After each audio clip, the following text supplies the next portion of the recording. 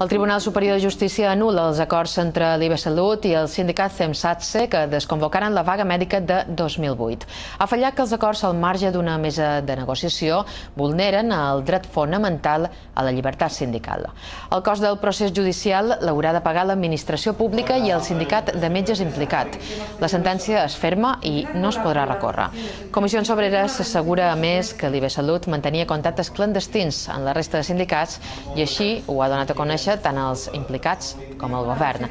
Demanen la dimissió dels responsables de sanitat.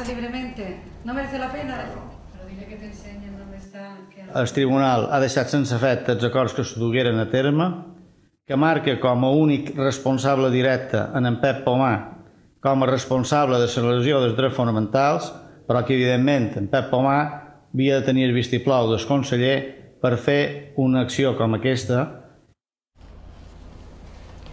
Avui és el 5è dia que la secretària general de Sanitat de Comissions Obreres es troba en vaga de fam.